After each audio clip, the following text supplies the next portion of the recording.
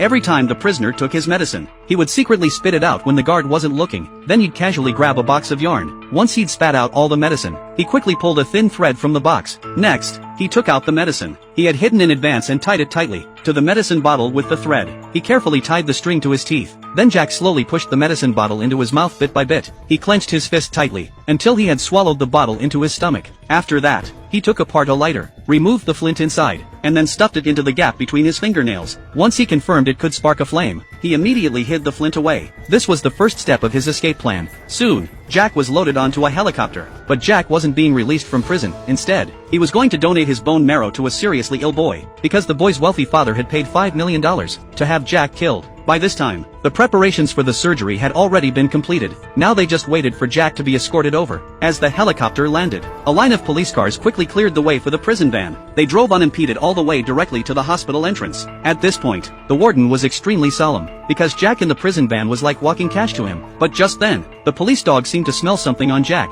only for Jack to scare it off right away. When Jack saw the confidential documents being handed over to the hospital staff, he immediately realized that he now belonged to the wealthy man. Jack looked at the wealthy man in front of him with great gratitude. If it weren't for the man, he would never have had a chance to escape. After learning that Jack was a high-risk, dangerous prisoner, the doctors could only carefully lift Jack onto the hospital bed, without removing his handcuffs. When the doctor responded to Jack's praise, she decided to help him take off the handcuffs. That was when Jack bit open the medicine bottle he had swallowed earlier, because Jack knew that the doctor was about to anesthetize him, so he got ready immediately. The nurse hurried to inject the anesthetic into Jack. After the injection was done, Jack closed his eyes. On the other side, the boy was waiting for the bone marrow transplant. While the nurse thought Jack would soon lose consciousness, little did she know that Jack wasn't passing out at all.